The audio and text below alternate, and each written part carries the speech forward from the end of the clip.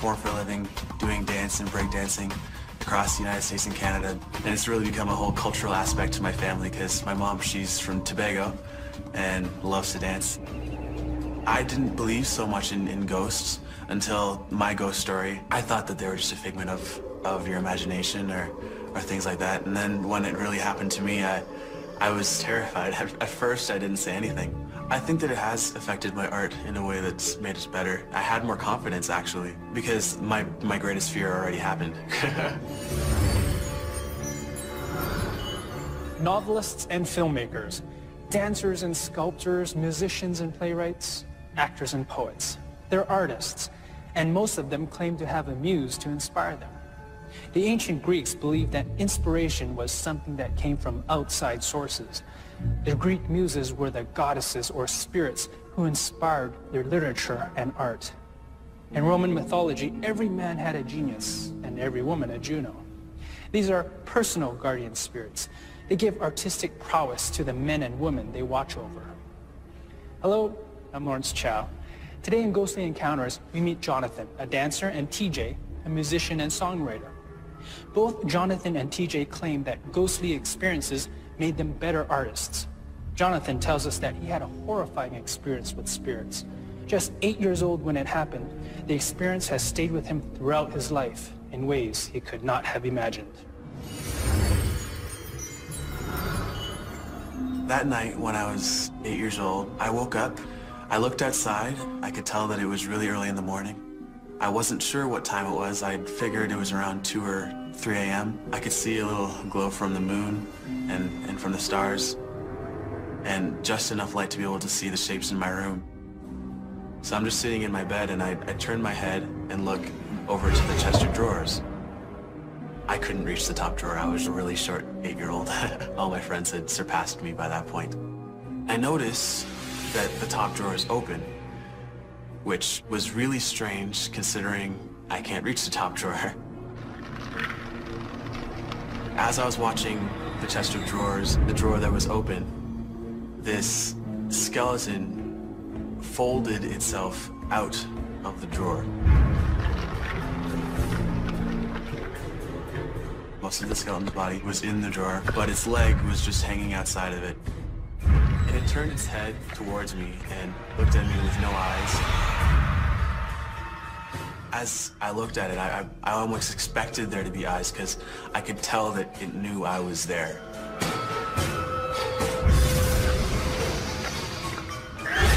Even though there was no way it was alive, I felt like it still had some version of a soul in it. Then it turned and started to look in my closet. Of course, wondered, why is it looking at my closet? So I looked over. Through the wall came this hooded figure. It was similar to, I guess, a ring wraith from the Lord of the Rings, except for I couldn't see its face. I couldn't see its arms. I just saw this hooded figure. I then turned to look back at the skeleton, and it started to fold itself, almost like a contortionist, back into the drawer.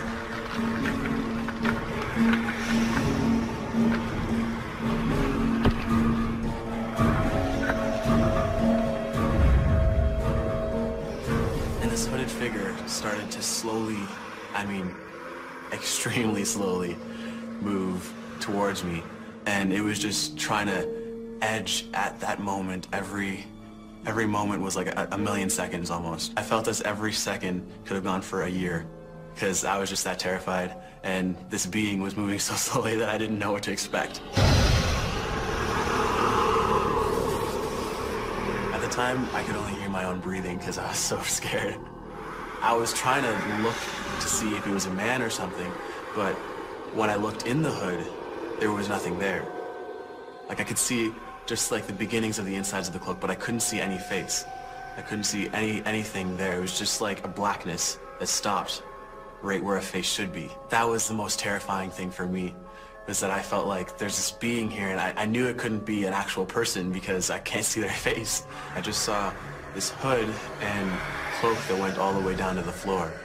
I couldn't even see feet. At that point, I started to get really afraid. I grabbed my covers and was holding them for dear life. I pulled the covers up over my head like this, never shutting my eyes once. I was too terrified to even look at it anymore. So I ducked under my covers and started pinching myself and saying, okay, dear God, wake me up. I must be asleep. I must be asleep. There's no way this can actually be happening to me. But then, just as I feel like I'm gonna die, I feel this hand on my knee. It almost felt human, but I didn't know whether it was or not. And at this point, I was too terrified to ask or say anything. My breathing had completely stopped. I was just, at this point, I really was convinced that I was about to die. And so I was like, I better get some strength and face this thing, because I was paralyzed with fear at the time. I was thinking, could this be a demon? Could this be a ghost? I'm gonna die right now. You better be prepared. After about 2 seconds, when I was sure that it was gonna happen, I just pulled down my covers to look and see what was there. And nothing was there. I didn't have enough courage to get out of bed yet. But within about 10 minutes, I was able to get up and run to my parents' room and sleep with them for the rest of the night.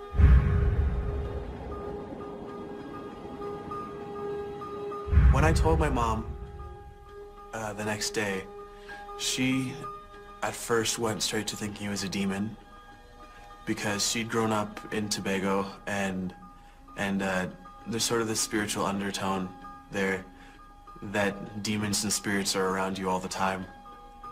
And so she told me immediately that she thought that it could have been something like that, coming to try and touch my life or to try and affect my life for how it could be in the future. After that event, all of my dancing style changed. I was a lot more aggressive.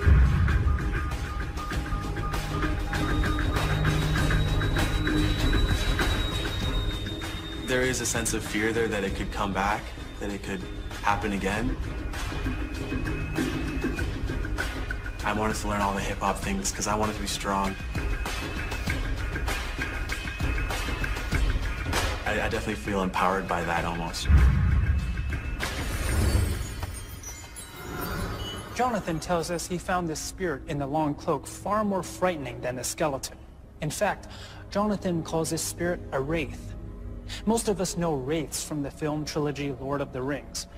But before Tolkien's novel was published in 1954, wraith was just another word for ghost. It's Tolkien who made them the embodiment of evil.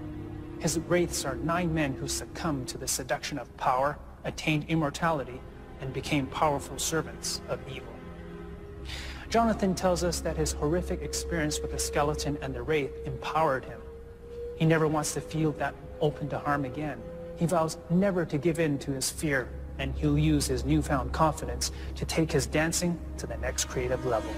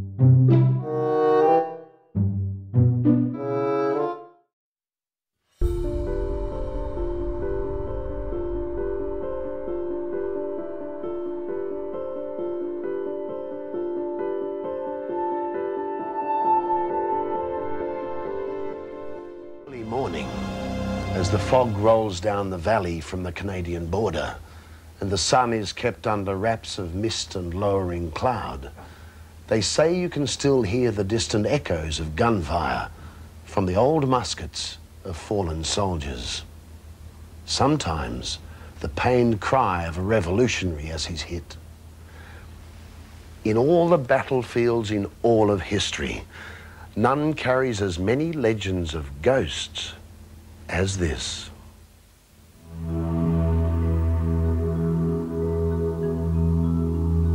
The Hudson River, majestic, dominant. An irresistible force that divides the New England coastal states of America from every other. A wide, overflowing inland force that is nature's eastern answer to the mighty Rocky Mountains of the West. It is a grand river with a history steeped in pioneers, the Revolutionary War, and the American soul. Along its mountainous banks, the 17th century Dutch built magnificent manors brought brick by brick from Europe. And here, where the Tappan Zee Bridge now spans a section 3 miles wide, the infamous Benedict Arnold sold out his country to the British. It was an era of famous battles along the Hudson, when countless young revolutionaries and British soldiers died. A period that has left this area with endless tales of ghosts, haunted houses, and apparitions of the fallen. To the right is the legendary Sleepy Hollow, grounds of the mythical Headless Horseman. And to the left, on the western shore, stands this old red Victorian mansion. It's haunted. Mrs. Noelle Alsler has known the Revolutionary War ghosts since she moved into the town of Nyack in 1955. Those are the ghosts that have been seen there, and these were all good ghosts. These were not bad. No one was afraid of them. They didn't do anything to hurt people. They were just there and smiling, watching, doing things. If we should doubt the old place is haunted, then we can consider this ruling made by a New York State court 2 years ago. As a matter of law, the house is haunted. It was a contentious and landmark legal case we'll get to in a moment. Meanwhile, listen to the testimony of the former owner, Mrs. Helen Ackley, who lived with ghosts here on Levita Place for 23 years. I never thought of them as ghosts, really, just as persons who couldn't be seen was kind of the feeling I had about them. It was Mrs. Ackley, her late husband George, and their 4 children who rescued the 18-room house from oblivion almost 30 years ago. It had been empty for 7 years. The wood shingle roof was battered by the elements. The outside paint was cracked and faded. The interior was a mess, and the grounds overgrown with reeds and debris. It said to me, "I've been waiting for you, come in and get started." So that was what we did, literally. What they didn't know when they moved in and began to rip out the faulty plumbing was that there were already occupants inside. And in the coming months and years, the Ackley family would come to know them well. First came the unexplained noises. They really spooked the plumber.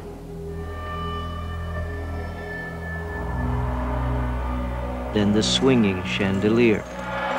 The light would sway, or the cord would sway in the light.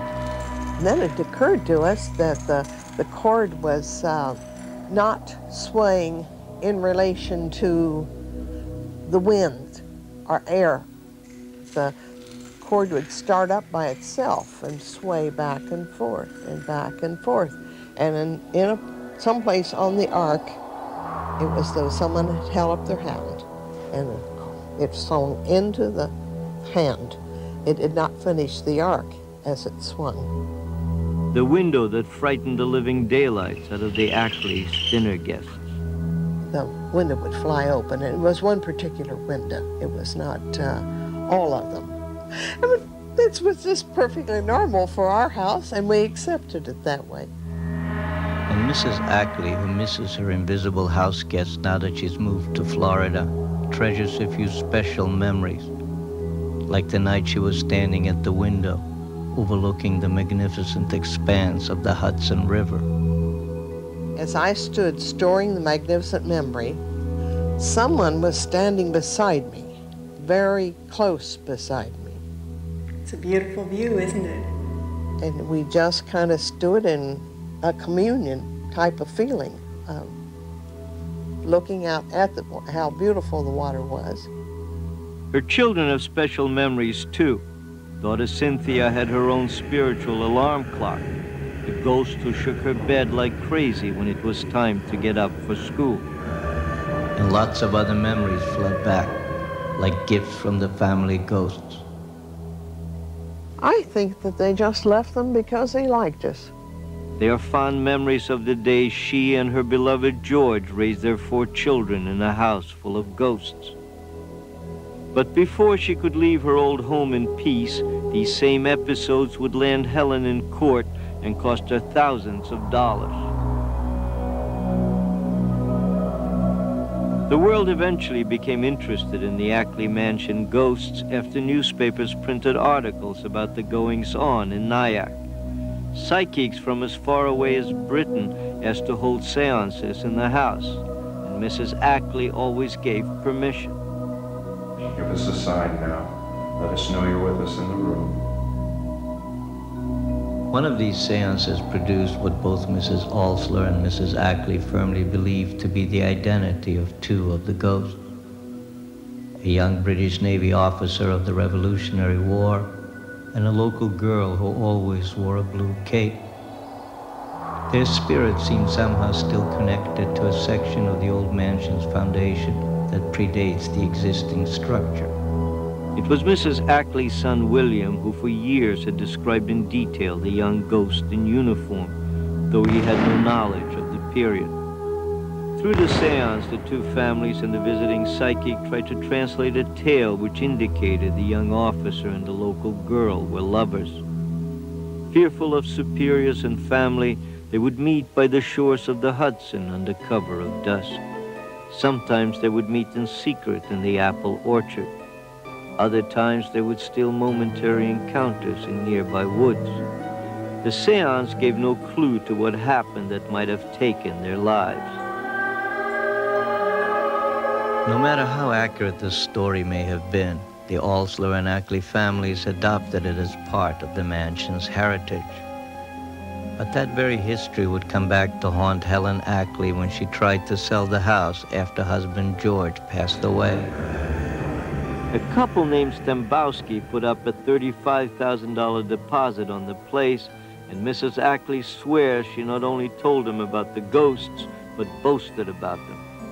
By the time the day came to close on the house, the Stembowskis wanted to pull out of the deal and get their money back, claiming they weren't told the house was haunted.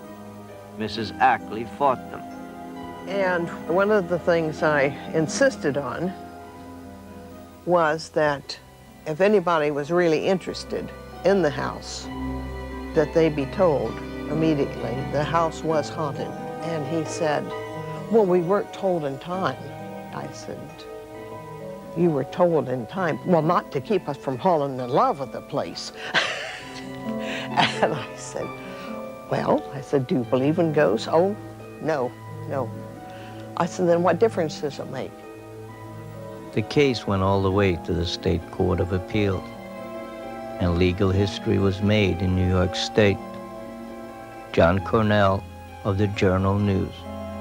Here in real life in New York State, we have a court judge that says, yes, in fact, the buyer does have to beware, but the seller, too, has to be responsible enough to tell a prospective customer of the house being haunted. So he's saying in his own way, legally there are ghosts. In the end, Mrs. Ackley and the Stembowskis agreed to split the difference, each getting half of the $35,000. Yet in a way, the verdict was a greater victory for another place in another time, a time when famous battles raged along the shores of a majestic river, a time of pioneers and revolutionary heroes, of a young British soldier and a young girl in a blue cape.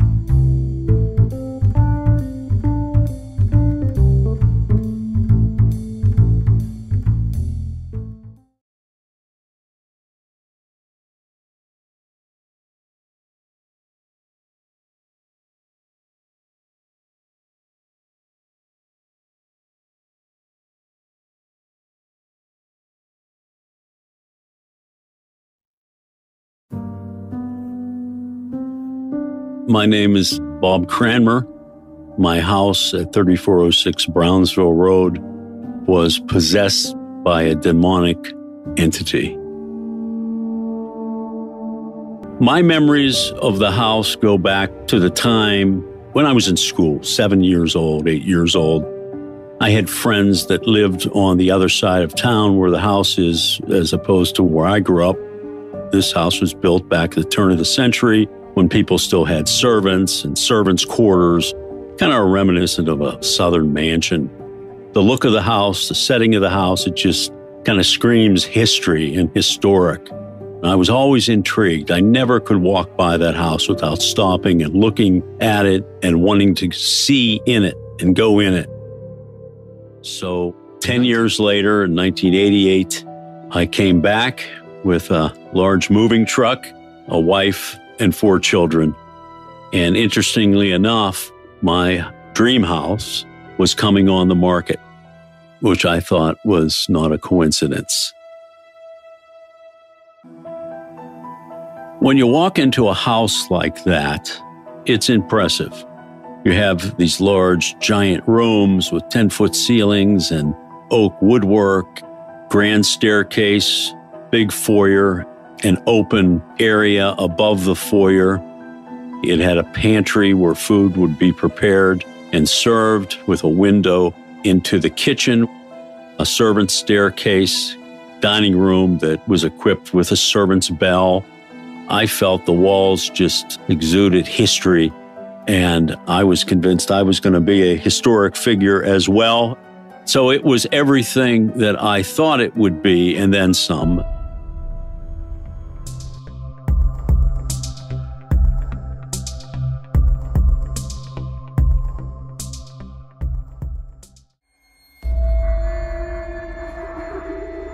They found him on the steps going up to the second floor on the landing, halfway up.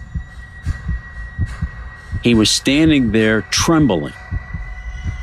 So the woman rushed up the steps and embraced him and said, "Oh, honey, what's the matter? Did you see something?" What was that supposed to mean? You know, did you see something? What would he have seen?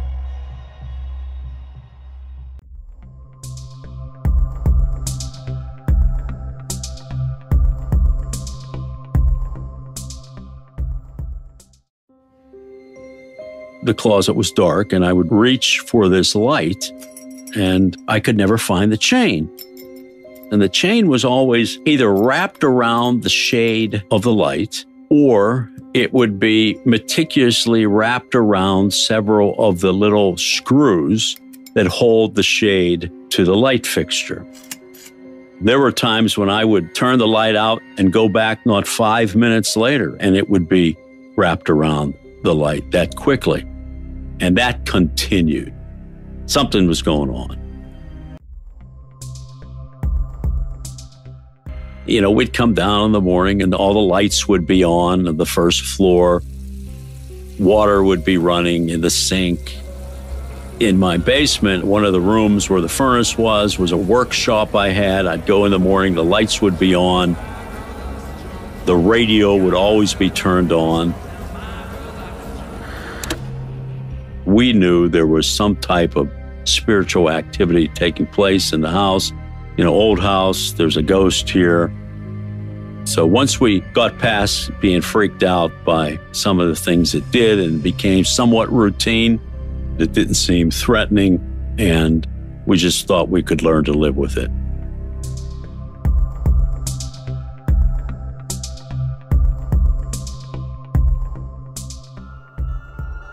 It's always hard to describe to people what it's like living with something like this happening.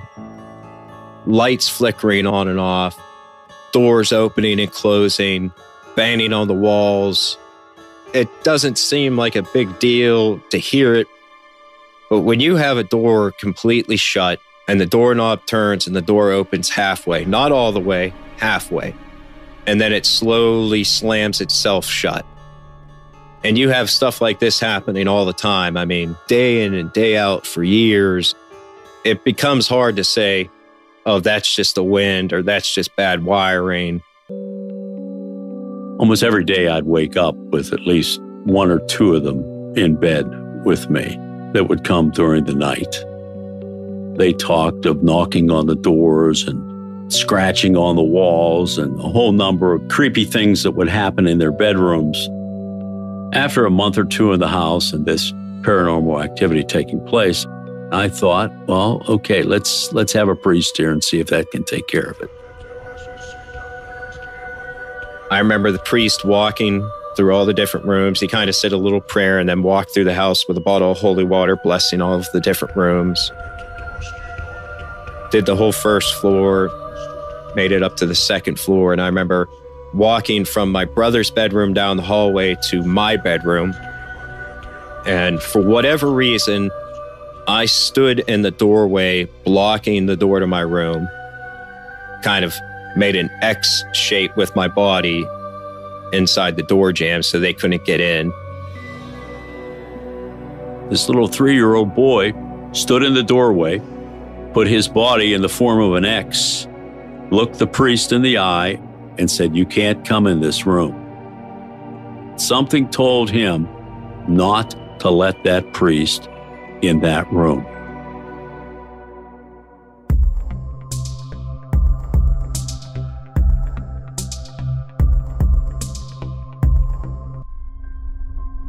So I was in 4th or 5th grade.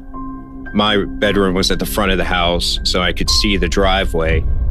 And I remember seeing my mom's minivan leaving, taking my brothers and my sister to school. As soon as she pulled out of the driveway, I started hearing a noise, kind of like if you were to take a set of bagpipes and hook it up to like a guitar distortion. It slowly started getting louder and louder and louder. And I had this feeling that something was coming towards the room. I'm looking at the door, listening to this noise, and this figure rushed past the door. It looked like it was wearing a cloak, an all-black cloak, hood on. I couldn't see a face or anything. And then it came back, and it just stood in my doorway. Obviously, I'm terrified, and I pulled the blankets up over my head. The blankets ripped out of my hand, flew to my feet, folded at the foot of the bed. And I'm laying there looking at the ceiling now, and directly above me is another figure that looks like a human body if you turned it into a light bulb. I couldn't see the ceiling because of how bright this thing was. And I remember I closed my eyes and I screamed. And it all stopped. That was my first real experience that I had. My brother David saw it one afternoon. He was laying in the living room on the couch watching TV, and he saw it walk through the dining room into the kitchen. And it startled him enough that he stood up and ran into the kitchen and asked my mom who just walked in here. And she looked at him like, who are you talking about? Nobody here, it's just me. And he said, I just saw some big guy wearing a hood come walking in here.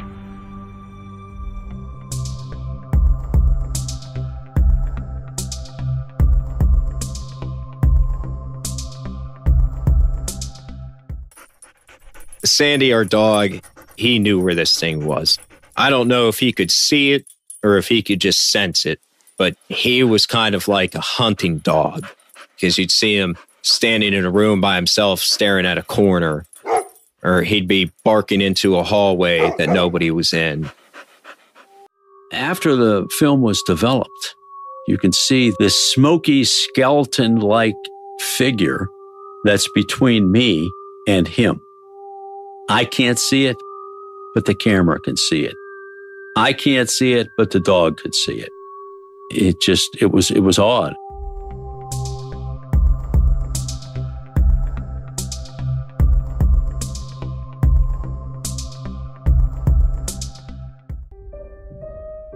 It's a house that I had been attracted to all of my life.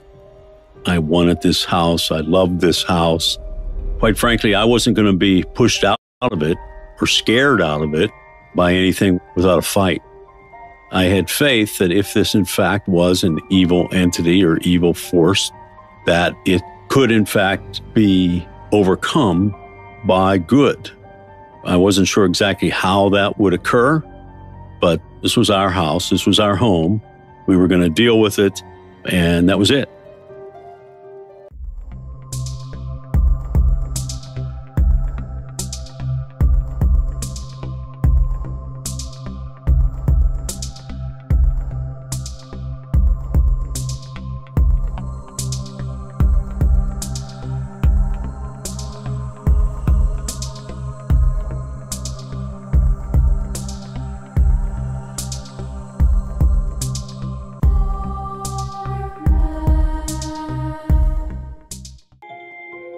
Sometimes they'd come and say Mass and leave.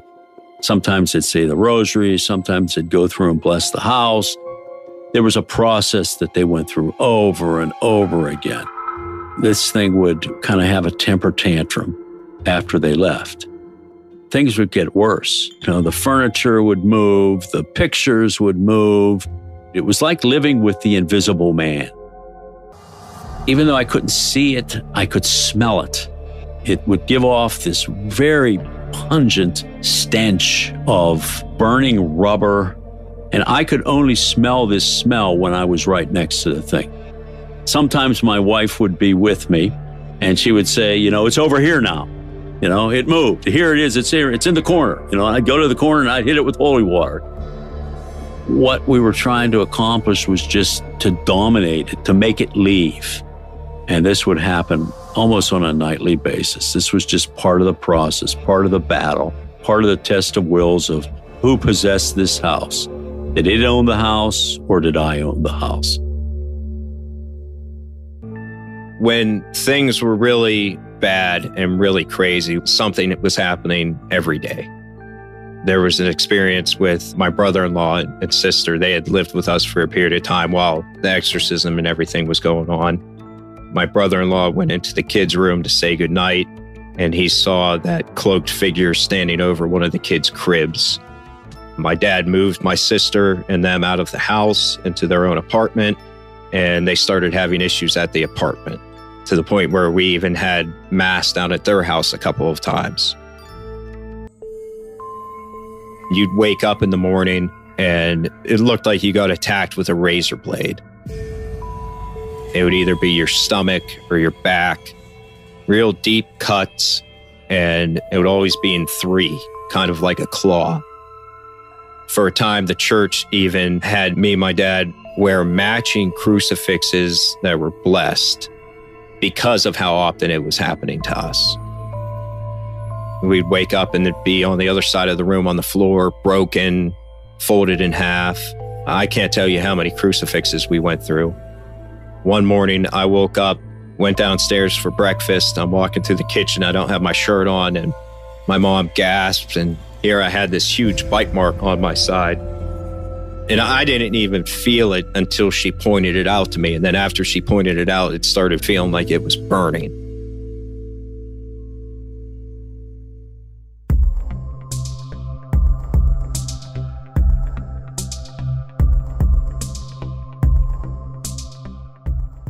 It just went on and on and on. The nightly battles in the room, the masses, the events that took place at the same time. We're trying to live there.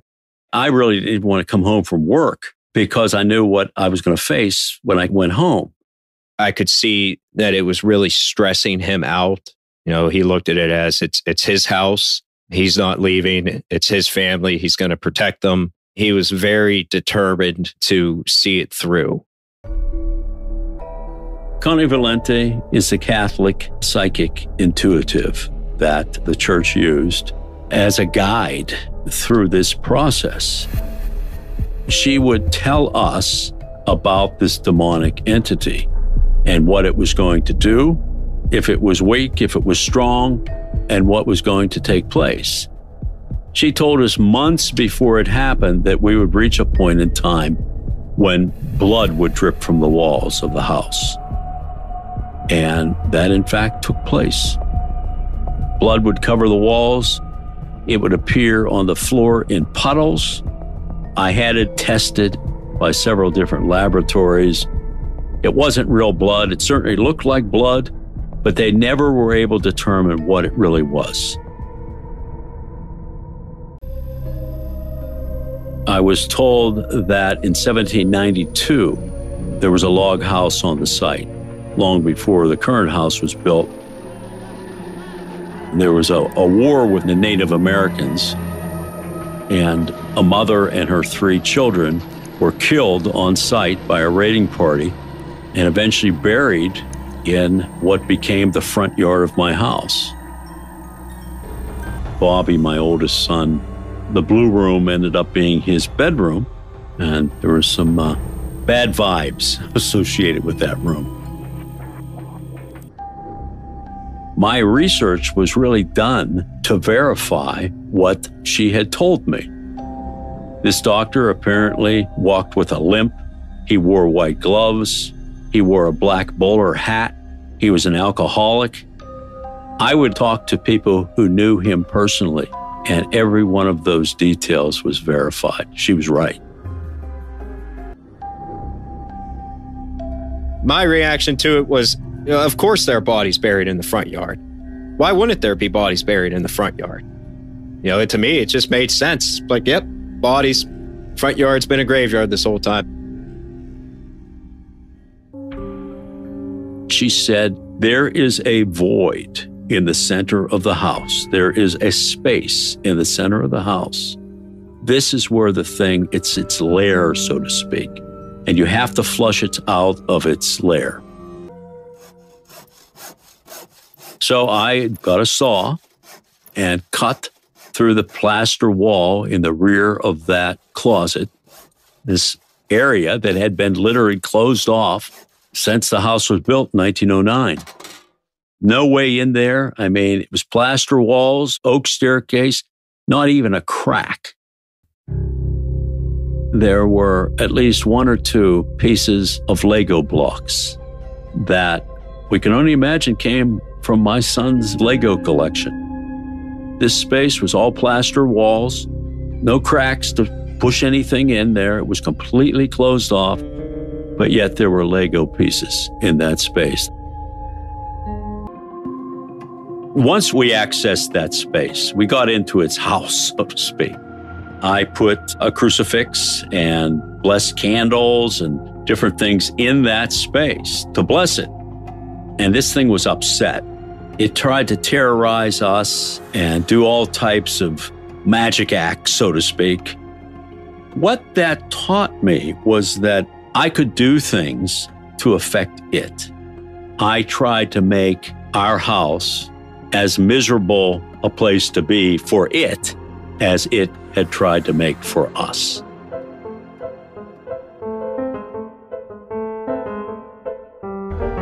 We went through the Mass, and when it was over, I said, what about that knocking? During that point, the dog walks back to a separate room that had once been used to store the coal for the coal furnace. And he went into his terminal stair looking into the coal room. We went through a long process of demanding that it was to leave, that it was over. And I expected when it would finally be done, some loud lightning or thunder or some such thing, but I could tell that this thing was just finally exhausted, like a fire that burned itself out. A very, very strong smell of roses kind of filled the basement where we were. And you just kind of knew then and there that it was done. You could feel it. It was like a weight lifted off the room. A strange peace came over me, and I looked at Father Mike, and I said, it's over. It's done. And it was. There was a battle fought there for good against evil, and good prevailed.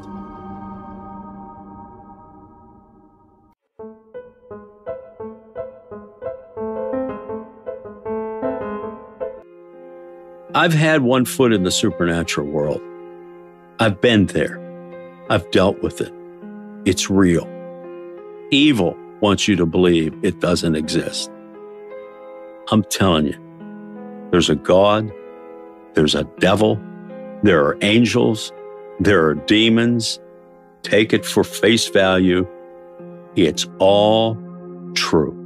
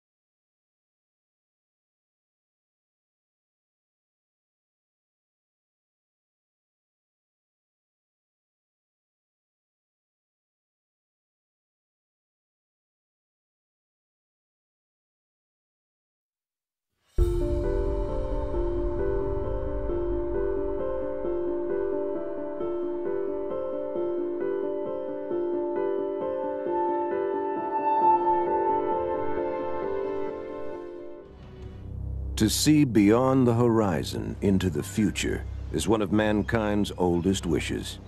Some people are convinced that wish can come true. They believe extrasensory perception enables them to foresee disasters, explosions, earthquakes, and deadly accidents.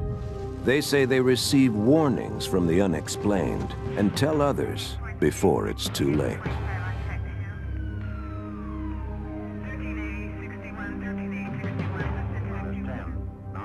January 28, 1986, and the countdown has begun for the launch of the Space Shuttle Challenger. The eyes of the world are focused on a high school teacher, Krista McAuliffe, selected by NASA to become the first citizen astronaut.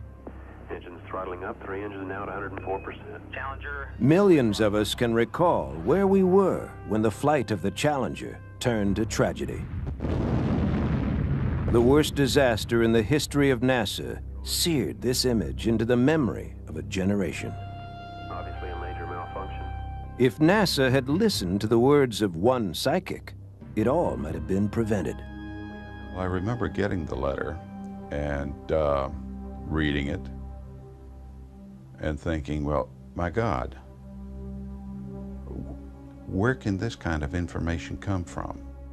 Retired safety engineer Fred Kolb worked at NASA for nearly 30 years, several for the shuttle program. He says a prediction describing the disaster in detail had been brought to NASA's attention 5 years earlier by psychic Alan Vaughn. In March 1981, Vaughn and another psychic, Bevy Yeagers, had come to Atlanta to work on a police investigation. While Vaughn and Yeagers were waiting to meet the police sketch artist in a downtown hotel, Vaughn asked Yeagers to extract information from a photograph he had hidden inside a sealed envelope. It was a photograph of the shuttle. For several months, I had been worried that there was some defect in the shuttle. And I had started a psychic probe of this with psychics who worked with the Mobius Society here in Los Angeles. And now I had the opportunity to work with really a top person. We were in a hotel suite in Atlanta, seated next to each other, and I had my tape recorder on. Anything I'm working on, I hold in my left hand. And I allow the impressions to just flow into the receptor. The receptor is the brain. And when stuff started coming in about space, I knew that it had nothing to do with what we were there working on. Then I started seeing a rocket and a shuttle. But the rocket was much more important than the shuttle. I saw these rings around the thing, and I didn't know what they were, but they looked like a seal, some kind of a seal. And it was immediately apparent to me that they weren't tight. That somehow or other, whatever the propellant that was in there, it was going to be leaking out these hills. And then it blew. It was just a tremendous explosion. And so that's what I told him. I described what I had seen. Vaughn, convinced Yeager's was right, wrote a letter about it to NASA's Fred Kolb. With Jaeger's comments, I wondered, is it possible? Where did the information come from? How did she get it? And the only thing that could come to mind was O-rings. And it triggered me to asking questions in that area of someone else in my office who was directly responsible for the propulsion systems. Kolb considered it part of his job as a safety engineer to keep an open mind, even if it meant considering predictions from psychics.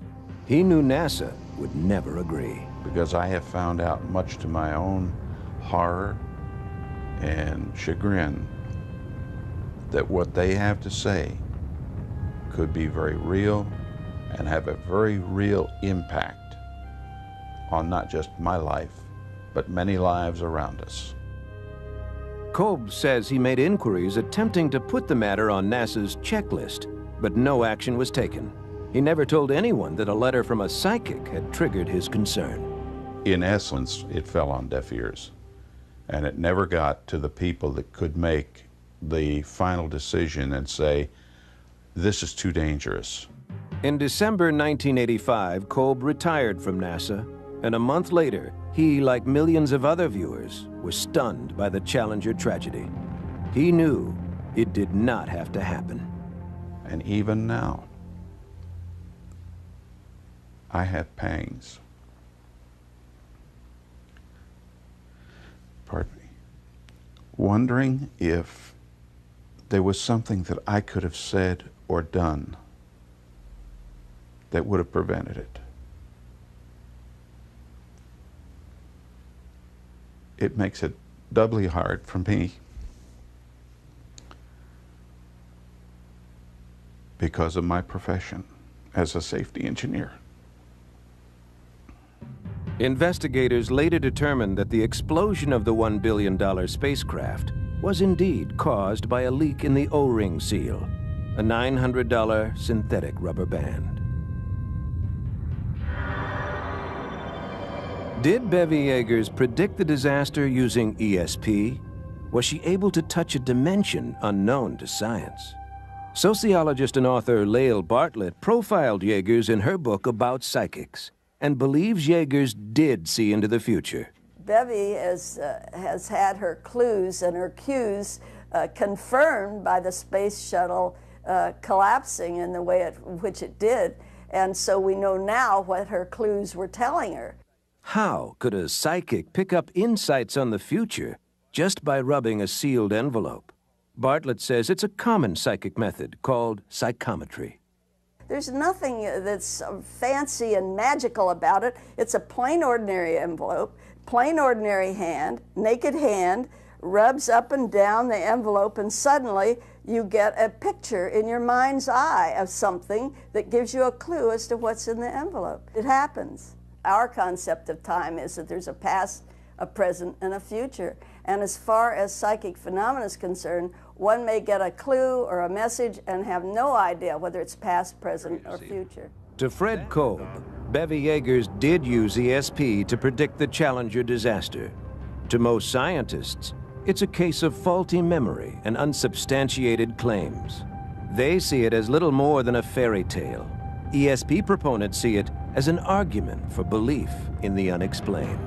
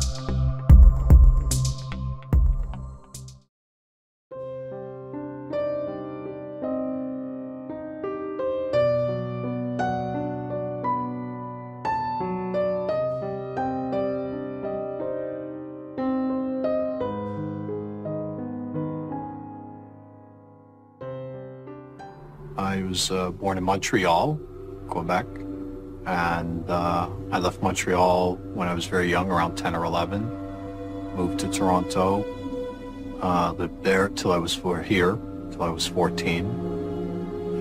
Moved to Florida and lived there about 12, 13 years. About 12 years ago, I got a job in Tucson, Arizona. So I drove from Toronto to Tucson, and I was staying in my boss's house, but he wasn't there, he was in Canada. It was a condominium townhouse, you know, with an upstairs and a downstairs. My life at that time, I think, was pretty normal. I was, you know, trying to, recently divorced after 5 years of marriage, so trying to find my path alone again, you know, working and trying to make a life for myself. Same like anyone else. Be careful what you wish for. We've all heard the old adage, but how many of us have lived the results of wishing for the wrong thing? I am Lawrence Chow. Today in Ghostly Encounters, we look at the case of Brad Powell, a man carving out an ordinary life. In the midst of that, Brad will have what he thinks is a harmless, almost ordinary paranormal experience. But Brad will wish for more. And as a result, he's about to be plunged into a year-long odyssey of terror.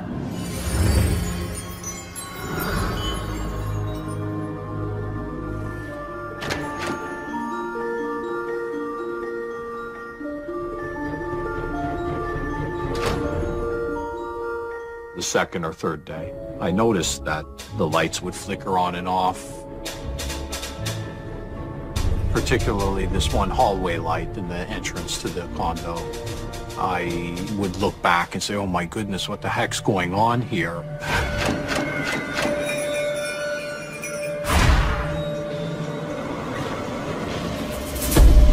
The TV would flicker and terrible reception, even though we had cable TV. So very often I heard popping sounds and interference with the TV and stuff like that. I suspected that there might be some sort of presence in there because I was always open to that kind of thing. So I just assumed that's exactly what it was. And then as time went on, I realized that there was much more to it than faulty electrical. So I think that was really the very beginning of it trying to attract my attention as best it could.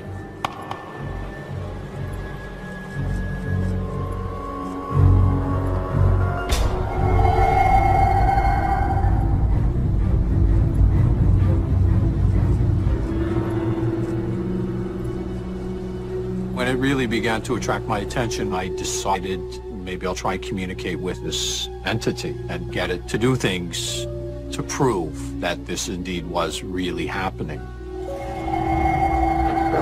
I said, well, you know, if you're really here, why don't you move the chandelier from left to right or right to left? But it was so subtle and so gentle the way it would move the chandelier that I wasn't sure if I was imagining it or not. And as the communication evolved, it became stronger and stronger. And there was an empty bag on the floor. I asked it, or suggested to it, maybe if you move the plastic bag, that, you know, I can fully acknowledge your presence. And it did so, and the bag started to lift up and float. It seemed the more I communicated with this spirit, the more powerful or stronger it could manifest itself physically.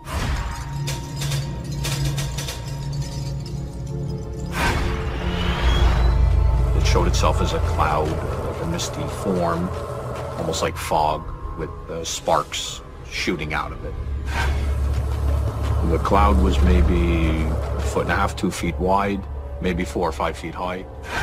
I was fascinated by this entity, this energy. I was putting my hand in it, my fingers, to feel it, and to connect with it as well, because at this point, there was no fear. It was neat, it was cool. At that point, there was no question. There indeed was something going on in this house. Initially, when it was being nice like that, I believed it. I thought it was some kind of guardian angel or, you know, something like that. something that was pleasant, something that was nice, and nothing to be fearful of. That night I went to sleep and had a nice sleep. And it was the next day that it became very malicious and very scary. Its ultimate goal was certainly to put the fear of God in me.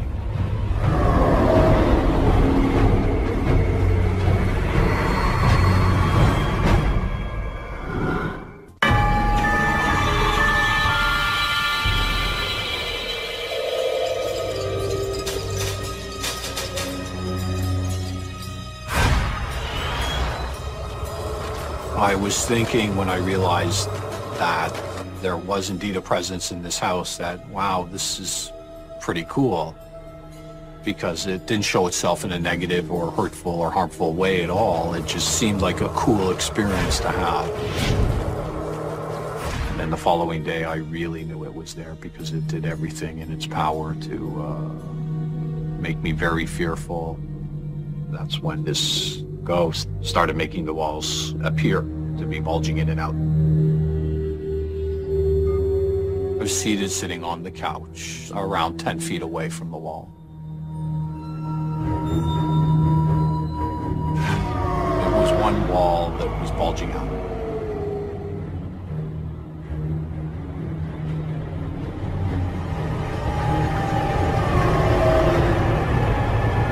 And I inquired, "Is that you?" And of course it said yes.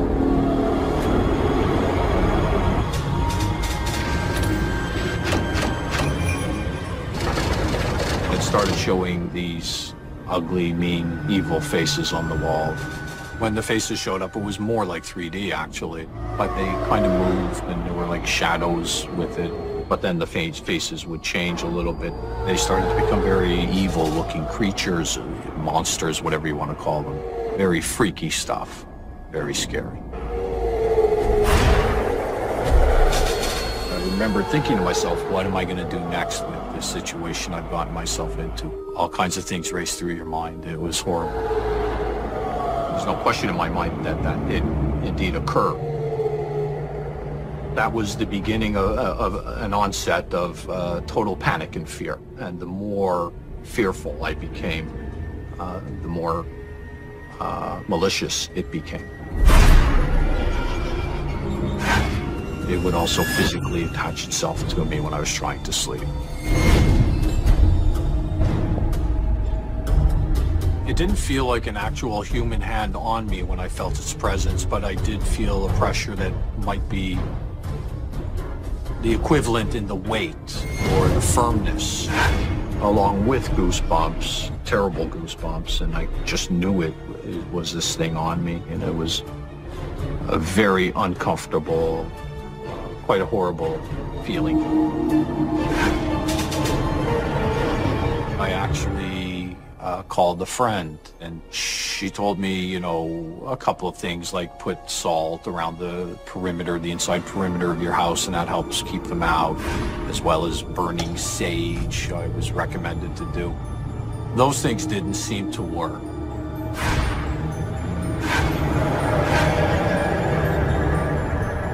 This went on in the house for about a week, but that week was a very, very long, hard week. And I got to a point where I couldn't take it anymore, and I packed my bags and left. I had to quit my job. I hopped in my car and drove from Tucson to Florida. I felt safe in Florida because I used to live there. When I was in the car, I could feel this spirit on me, again with the goosebumps and the pressure as well.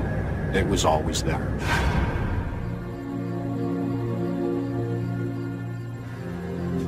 When I went to Florida, I decided to get a job thinking that I could cope with this thing. I was actually living in a motel at the time. It had an air conditioner in the window. I barely slept the whole time I was in Fort Lauderdale. From the time I left Tucson, Arizona. I had many, many sleepless nights, paralyzed with fear under my blanket, until I would just pass out from sheer exhaustion. One night I was in the motel room. It was in the evening around 6 o'clock. I'd just gotten home from work. and I hadn't slept in weeks. And I was so exhausted.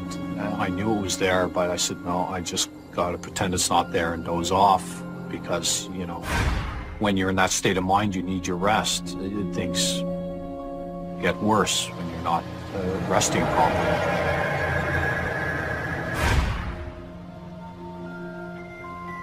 I was just dozing off, and I heard a popping sound in the room. It was a fairly loud popping sound. I opened my eyes, and the curtains were completely engulfed in fire and flames. It was definitely trying to kill me.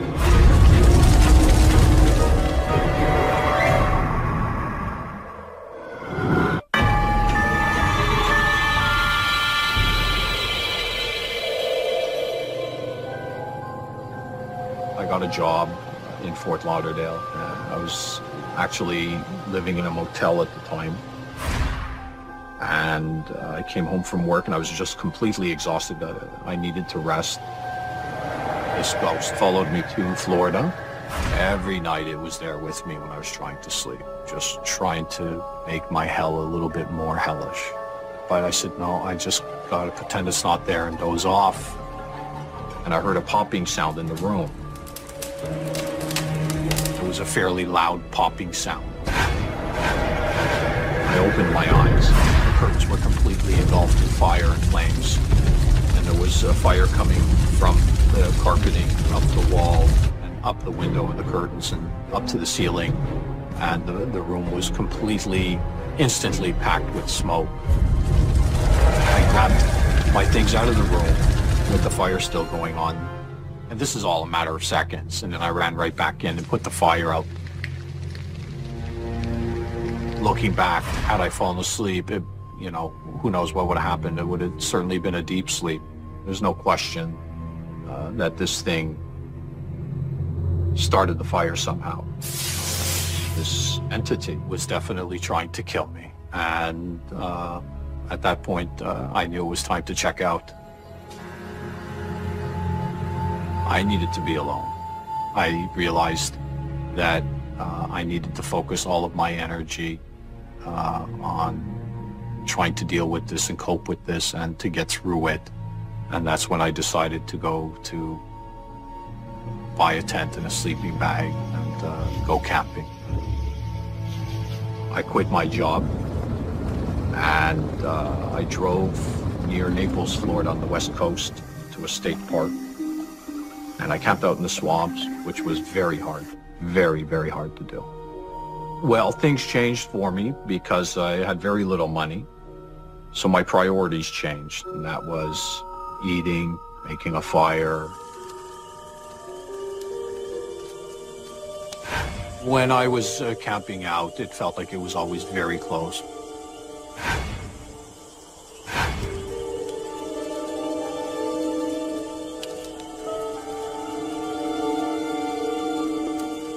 This ghost constantly, persistently, dozens and dozens of times would try to attach itself to me.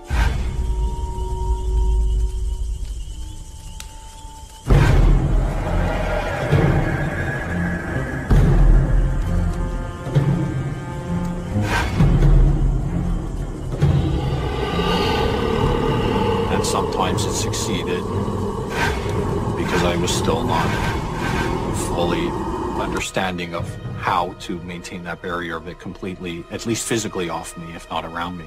I knew it was this energy, this entity was in complete control of what was going on. I was just completely lost. This spirit was doing everything in its power to make me go crazy, and it very nearly succeeded. I was feeling very suicidal because I was unable to cope. I was completely helpless. I couldn't reach out to anyone. I felt that my family would not understand, or my friends, what I was going through, and I chose not to tell them as a result. I didn't feel like I was an outcast from society. I was cognizant of the fact that I put myself in, I guess, a self-imposed exile in but it wasn't really an exile. It was just what I needed to do to cope and get through what I was getting through.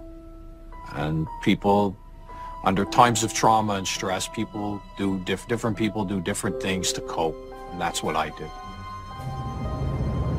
Eventually, I went back to Canada, drove back to Canada here in Toronto, and I was staying with one of my brothers on his farm. And one night I was lying in bed.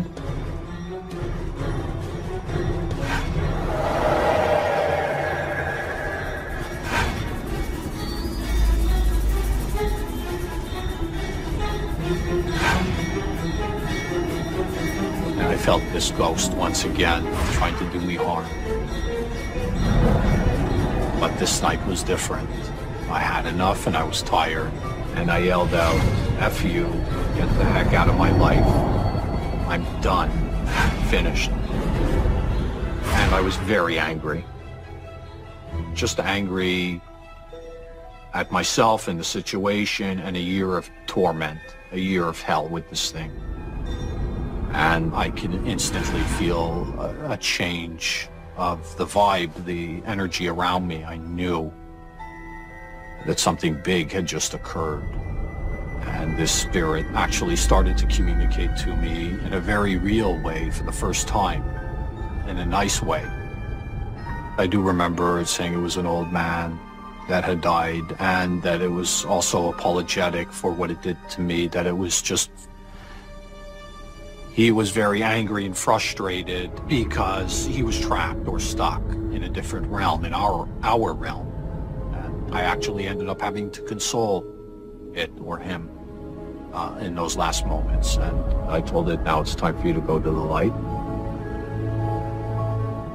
It was a little bit scared, and I had to coax it or him as nicely and gently as I could that it was doing the right thing by going to the light. And then it went to the light and it was over. After it left me, my immediate feeling was, wow, I'm free. I felt a little bit of peace, which was very welcome. And I knew when it was over, I knew it was over. I definitely felt more empowered, but the sense of freedom I remember most. It felt like that 900-pound gorilla fell off my back, and it was an amazing feeling. It's a good question to ask why I didn't get angry before. No, I just don't know. I think it's probably because I wasn't ready. I wasn't ready to let go of the suffering that I was going through. And I think in life, people choose their own suffering. Whether it's unconscious or somewhere between unconscious and conscious, I think we do that. And I guess that's the suffering.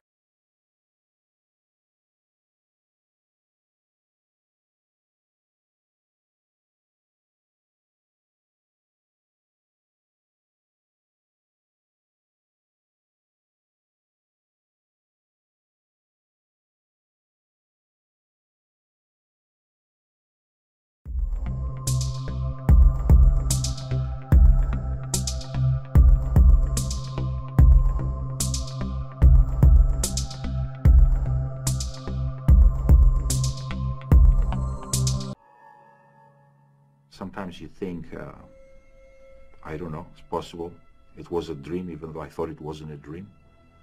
Or maybe some form of temporary psychosis. But when you see something like that, when it leaves some physical evidence that you have there, how can I deny that?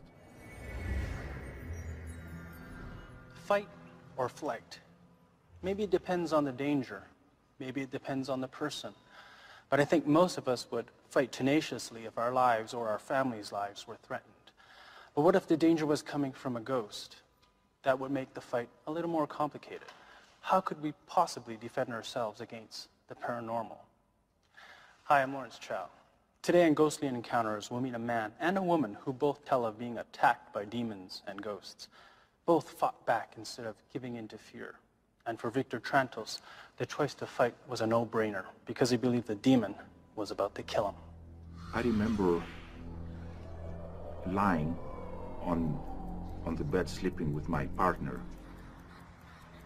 I look at the clock, I went back, I drift back to sleep, and I started dreaming that I was lying in bed right where I was. And the darkness somehow stirred and changed form in the room. The room was about half dark, so you could still see a lot of things, the furniture, what was in the room. And all of a sudden, there was this creature sitting on me on my chest. It had a round, ugly head. He was slightly hunched. What I remember was his eyes. He had very, very powerful yellow eyes.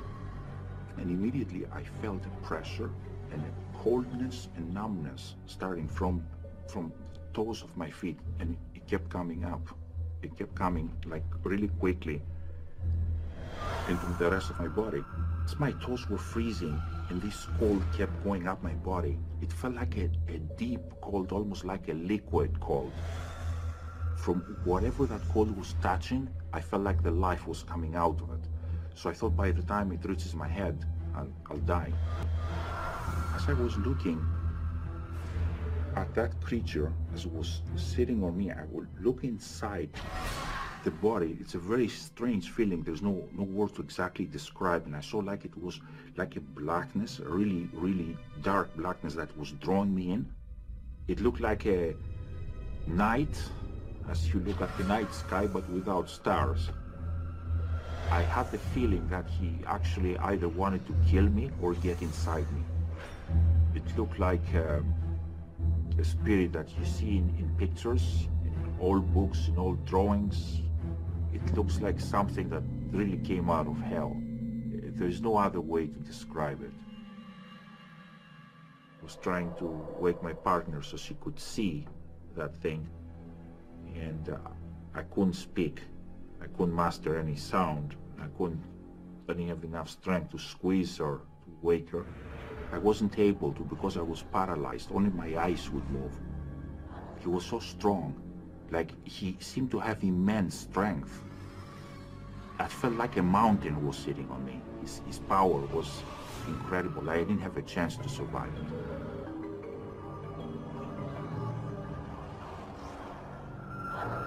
I thought I didn't like this dream, so I wanted to just get out of it.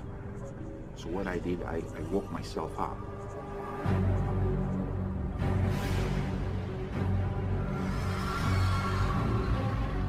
And that creature was still on me, even though I passed from a state of being asleep into the waking state. I got really terrified because I didn't know you can only wake up once. You can wake again to get out of this. And what I did, the first thing that came to my mind is to start praying. When I was back home in Sunday school, we had a picture of Jesus on the wall. And I remember it was Jesus on the donkey on his way to Jerusalem. And that's the picture that came into my mind. As soon as I brought that picture into my mind, that creature backed off in horror. Then it grabbed me again.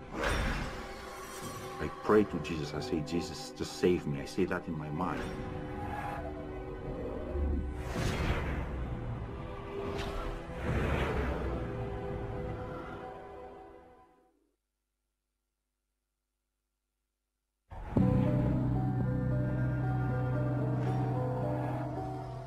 The second time, it just let go, and it floated away. There was no wings, no flapping, no sound. It just moved, and it disappeared from the room where the ceiling meets the wall. It just left the room. So the only thing that saved me was that prayer. And at the same time, I felt something different. I was able to move, and I felt a presence right next to me, a very warm presence, something like an angel or someone who really cares for you. I don't know what it was because I couldn't see anything. I just had the feeling it was right there next to me. So I tried to touch that, whatever it was that was there, but I couldn't see it or touch it. I just knew it was there. As I got up, I was really shaken. I decided I have to get up and go and brush my teeth and get ready to go to work.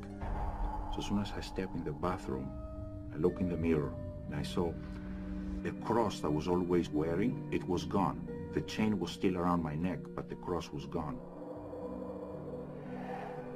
I went back to the bed and I found the cross fell between my body and my partner's. I picked up the cross, and then I noticed the link that links the cross and the chain was intact. The link wasn't open, and yet somehow the cross came off the chain. I started sobbing. So she woke up and asked me, what's the matter with me? What's wrong? So I told her the whole story. And I just didn't know what to think. But she noticed that the cross also, the link was closed. And I believe this is the strongest piece of evidence that this thing happened, this thing was real. Somehow that creature caused that cross to fall off the chain. Obviously it could tolerate the cross, but it couldn't tolerate the fact that I was thinking of Jesus. And it left. I believe it's some kind of a spirit, a malevolent spirit, which is called an incubus. If it's male, if it's a female, it's called a succubus. And people usually have sexual experiences with those spirits. In my case, it was nothing sexual. I had the feeling that he just wanted to kill me. And if it wasn't for me praying at the right time, I think I wouldn't be sitting here right now. It affected my religious beliefs because I had my own beliefs. I did believe in God and I believe in Jesus too, but I wasn't giving it much thought because I always had doubts about it. You have to rethink everything. And you see a totally new angle of things in life. It actually changes you as a person because you're thinking you want to be a good person, because if this thing is real, if this demon is real, like what else is real? Does that mean that everything is real? Does that mean angels are real? Is God real?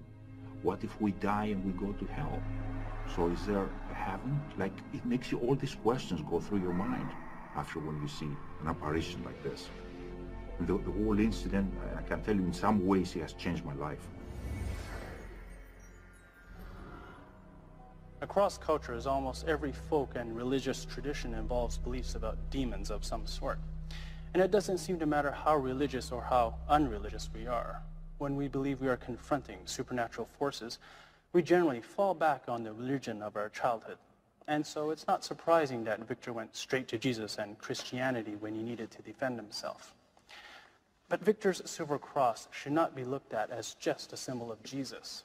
It's also an example of a talisman, a physical object imbued with protective, magical energy. In Victor's very frightening case, that energy matched the intensity of his experience, an intensity that changed Victor's attitudes about heaven, hell, and the existence of God.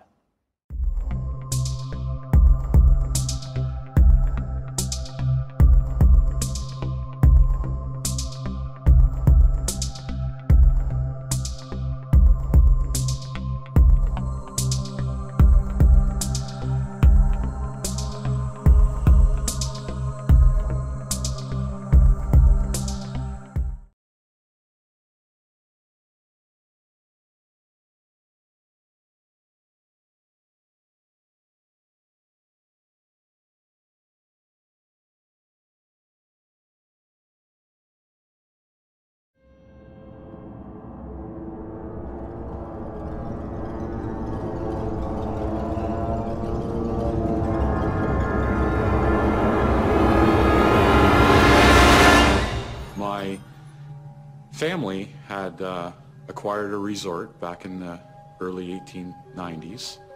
My great-grandfather had come over from England and had gotten some free land grants from the Ontario government, and he had settled on a piece on Lake Abase. And by the time I was approximately 16 years old, my mother had taken over the management roles of Port Cunnington, and I had spent some of my summers working at the lodge, and it was just a great time. And the connection that it was my family's, I think, really pushed me to, well, I can't leave this job because, it would be like disobeying the family law. So I stayed and did it, and it was fun. Cam Loader knows all about attachment to the land. He grew up at his family's lakeside resort and still lives there today. But Cam thinks he's not alone in his love for the place, because one dark night, he says he ran into someone who's been walking the land for over a century. At about 12:30, I was on my way home, and I was coming in our backcountry road, and I could see somebody walking in the distance, and I thought to myself, what is this crazy guy doing out in the middle of the night? And I wasn't frightened, but I kind of knew something wasn't right.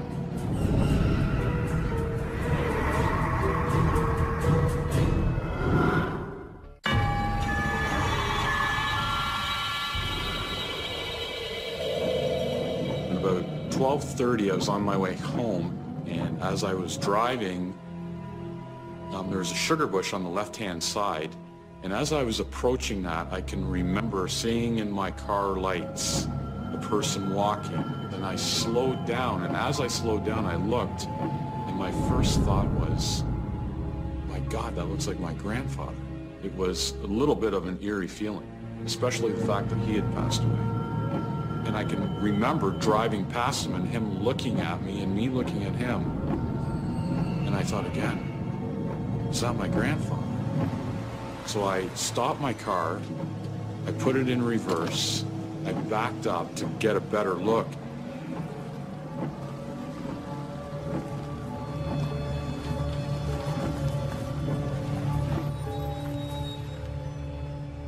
And I got out of the car, and he was gone. I got out of the car, there was no footprints, nothing to be seen. And I can still remember to this day what he was wearing. It was so prevalent with his green boots and his old style of work jacket on, and his jacket wasn't ripped or torn that I noticed. It was, you could tell it was old, and really I remember that kind of blank look in his eyes looking at me. I remember driving home, getting out of my car and thinking, what the heck did I just see? And I immediately went through the old family photo album, and I could pinpoint who it was, and I knew right away that it was Percy Cunnington. My great-uncle Percy Cunnington was my grandfather's younger brother, who had spent some time of his life working at the lodge, and he had a household that wasn't too far down from the resort. And no, I was not a believer. I never, I wasn't a believer in ghosts or seeing unexplainable things. I mean, to me, he truly resembled a normal person. The Percy that Cam describes wasn't transparent or shadowy. He looked alive. It was only the lack of footprints that led Cam to believe he was supernatural. But he says he saw Percy again, and this time, Cam had no doubt he was seeing a ghost. I was at the resort, and it was pretty much in the middle of the day, and I was walking home. We had a house that sat on top of the property, and I had noticed while I was walking that there was somebody on my mailbox, leaning on my mailbox. And I thought to myself, well, that's strange. I wonder who, that old guy is on my mailbox. And as I was walking closer, every hair on the back of my head stood up, and without a doubt, in my mind, it was Percy Cunnington. Once again, dressed in the same attire with his boots on, his old-style work jacket, and the blank staring. It was like looking at a normal person. And as I approached him, he just vanished. I had to stop and kind of catch my breath and take a look around, and I think the biggest thing about seeing him for the second time was he didn't scare me. I think if I didn't know who he was, then there probably would have been a little scare in the air. But I definitely know who I saw, and for me it was a real experience. My sense from Percy was he was a stubborn man. I can remember my mother saying he was a very stubborn, hard-working man,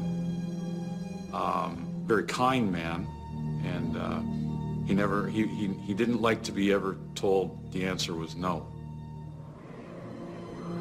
If that wasn't enough, this was again during the day, and I was on the back of the resort walking over to access our east property, and as I was walking down on the porch door, there was a man with his hand on the door and his foot crossed, staring over in my direction.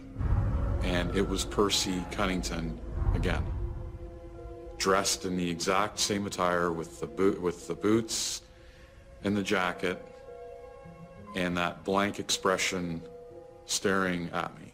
And he was standing at his nephew's house, Charlie Cunnington, who had one of the original houses on the Port Cunnington property.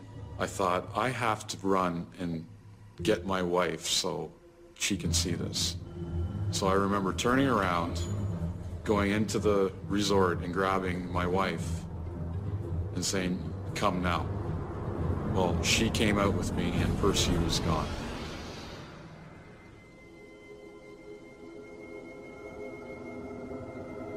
Now, throughout the years at the lodge, since my wife and I have been there, we've also had some of our guests who have come over to ask us about the man wearing the big boots and the old jacket. You know, when you get those stories, it's seeing them for myself and hearing our guests say, you know, this is what we saw.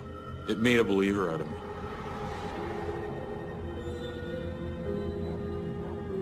I've had no sightings of Percy since then. The resort itself has underwent a lot of changes in the last years, a lot of new development, and most of all of the old Cunnington houses have now been torn down with new buildings in their place. And I think maybe there's a connection to that the old is now all gone and it's nothing but new. And maybe it was time for Percy to move on. I think Percy would be, I would hope that Percy would be quite happy with the role that I have played and my wife have played. And I really hope that I've portrayed and have, you know, kind of blessed the property with the younger generation of the Cunnington blood.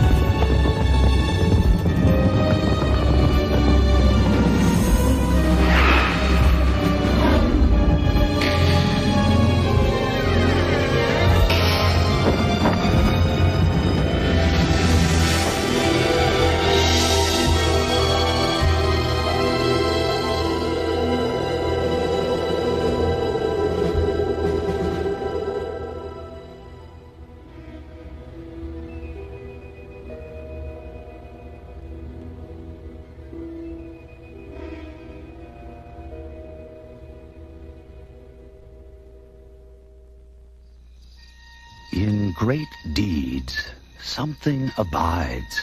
On great fields, something stays. Forms change and pass. Bodies disappear, but spirits linger to consecrate ground for the vision place of souls. Men and women from generations that know us not shall come through this deathless field to ponder and dream. Joshua Lawrence Chamberlain. The Battle of Gettysburg was the most important battle ever fought on American soil. In a very real sense, the fate of the nation hung in the balance here. For 3 days in July of 1863, men of the North and the South fought with as much passion, courage, and conviction as ever recorded in the history of warfare. The fighting transformed the lush Pennsylvania countryside into a killing field, littered with bodies of the dead and dying. The very soul of the nation was torn open here, leaving huge physical and psychological wounds. Echoes of the battle continue to reverberate even today. In its aftermath, some say that wounds opened during that distant July over a century ago may still be festering, and that Gettysburg has a huge unseen population of tormented, restless souls caught somewhere between life and death.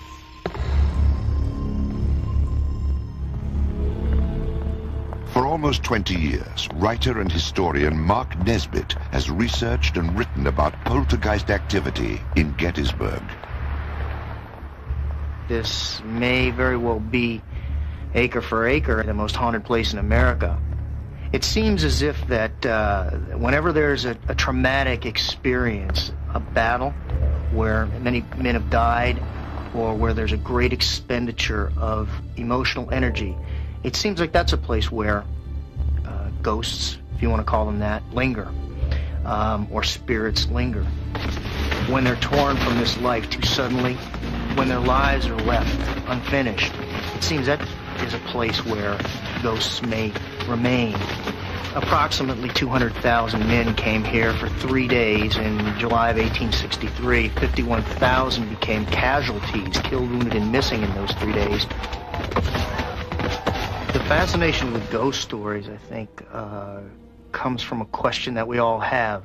What happens after we die? What happens to the dead? Mark Nesbitt's interest in ghosts came about when he was working for the Park Service. Interestingly, some of the best stories came from park rangers themselves. While I worked for them, I did various things such as night patrol, and whenever I would finish night patrol, I'd end up talking to a few people afterwards, and they would ask me, well, since you've been out on the battlefield at night, have you seen any ghosts out there? And I would have to admit, no, I didn't see any ghosts. And so they would say, well, have you heard the story about this ghost? Or let me tell you what happened to me out on the battlefield. And just being a natural collector of things, I started jotting these down.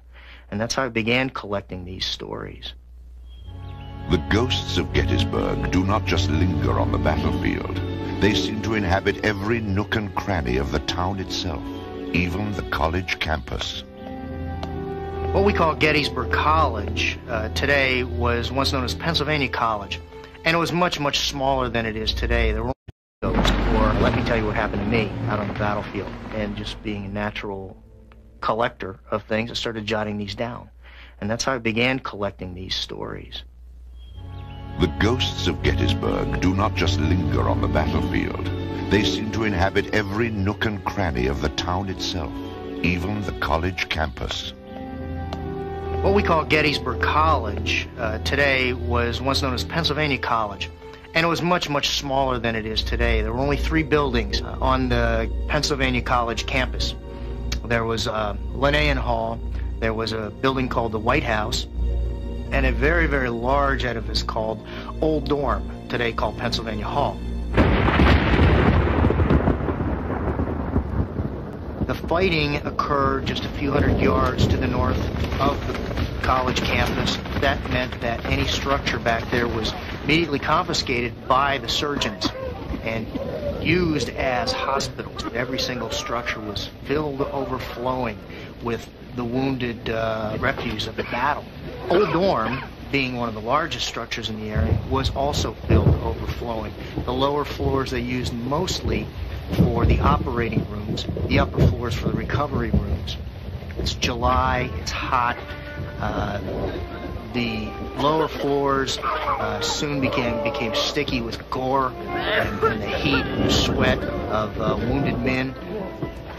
Amputations were a common thing, and to throw the bone out the window or bones out the window on both sides or doors or whatever, or they carried them out in baskets or however they did it, you know, the old belief that the National Cemetery is the only place that anybody was buried during the Battle of Gettysburg, I think, is fictitious. As these people were dumping stuff, they weren't carrying them out other places and being real cautious and careful as they might be today at a hospital or something like that. I believe if they dug the areas, and I'm certainly not advocating come dig on my campus because you will be arrested if you do that, but I believe if they dug down, they'd probably run tons of artifacts, probably some bones, and it'd probably be pretty amazing what all they'd run into because it's been there for so long. Old Dorm now is the administration building for Gettysburg College. And the people over there are hardworking individuals. They work sometimes late into the night. And two administrators were working late one night and decided finally that they were exhausted and decided to wrap it up. So they walked down the hall together to the elevator, the same elevator they had taken hundreds of times before, down to the exit on the first floor. They got in the elevator, pushed the button for the first floor, and the elevator descended 3, 2, 1, and then continued past the first floor down to the basement. Little did they know that the elevator was taking them to a special haunting, courtesy of the ghosts of Gettysburg. Of course, they assumed that the elevator was acting up, and so they punched the button for the first floor again. But instead of the elevator going up, it stopped at the basement, and the doors opened to reveal a horrifying scene out of time and reason. Instead of the cleaned-up area that they had seen so many times before, that was a storage area in the basement, the doors opened to reveal a Civil War hospital scene. Amputations going on, orderlies walking around carrying armloads of severed limbs, surgeons working and sweating in this man-made hell, wounded soldiers writhing in the corner, waiting to be operated on, other people in agony in the far reaches of this area. The women almost panicked. This scene was just so unbelievable and incredible to them. They punched frantically at the buttons, trying to punch the first floor button to get them out of this. One of the surgeons looked up from the grisly task before him and beckoned to them beseechingly to come in and help with this never-ending ordeal that he'd been going through for 120 years. And of course, to enter this scene was the last thing they wanted to do. All they wanted to do was leave. They punched frantically at the buttons again, and finally, slowly, the doors began to close, and the elevator took them back to the first floor. One of the women immediately reported the incident to campus security. Something had frightened her because she obviously, just by her emotions and her mannerisms, was scared, literally scared to death. The individual making the report was an administrator for the college, a person that I had known prior to the incident and after the incident, always pretty level-headed, very normal. We went over and the elevator was fine, the mechanisms in the elevator was fine. There was nothing in the basement. We checked the building to make sure it wasn't a college prank. There was no indication of any kind of outside entry, anything unusual that would warrant thinking that this was somebody that had made up the story just for attention.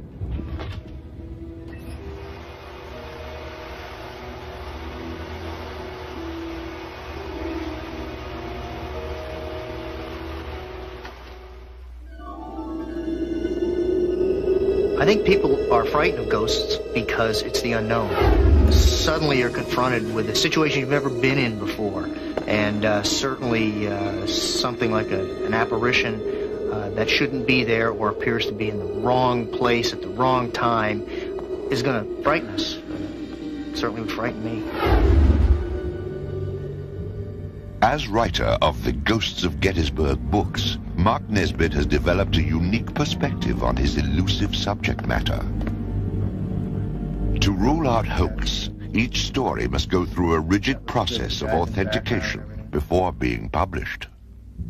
What I try and do is interview the people. I talk to them at least 3, sometimes 4 times before I finally write the story down. The first time either they call me or someone refers them to me. I'll give them a call, have them tell me the story. Usually I'll call them again and talk to them again and then have an eye-to-eye interview with them. And that sometimes will reveal more about the person. It's very difficult to lie to somebody when you're going face-to-face.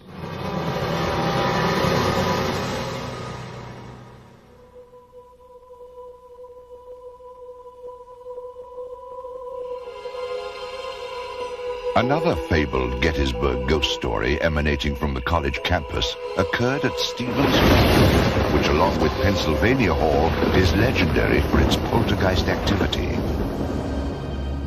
Stevens Hall on the Gettysburg College campus was not here at the time of the battle. It was built between 1865 and 1868. Perhaps one of the more recurrent stories of Stevens Hall is what the women there who live there have called the Blue Boy.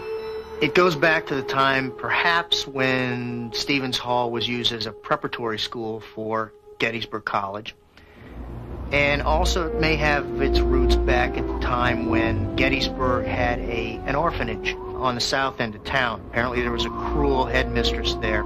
Some people say that some of the women who lived in Stevens rescued a young boy from this cruel headmistress and hid him in their room over one winter here at Gettysburg. The women were confronted by a knock on the door and the headmistress of Stevens Hall when they were hiding this young man. They hustled him out onto the windowsill because it was the only place they could hide him.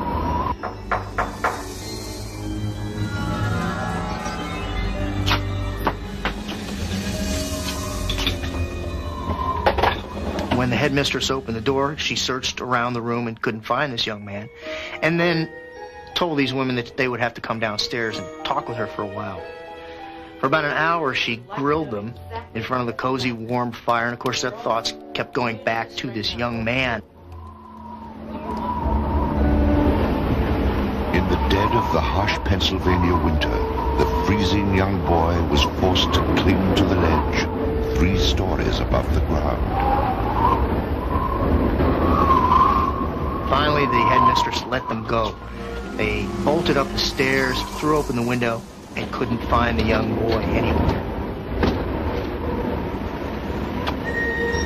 They ran back downstairs trying to find any evidence of the fact that he had fallen, and they could find nothing.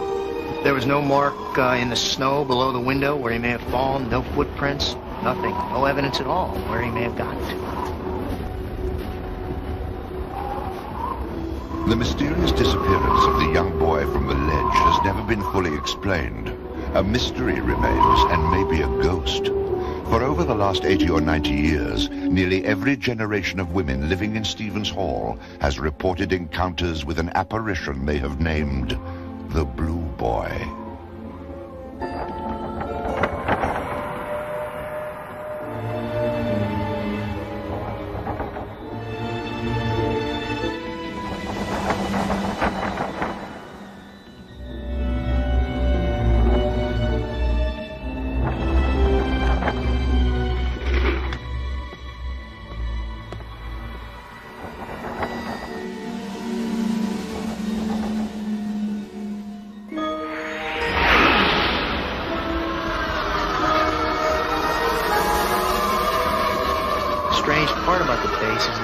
Taken on a bluish tinge, the color of human skin after it's been exposed too long to the cold weather.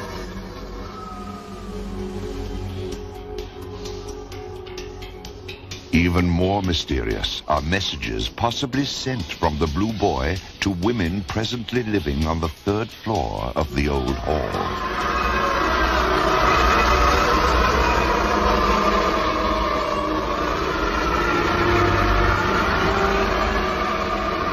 We may never solve the Blue Boy riddle, for ghosts throughout history remain one of life's great mysteries.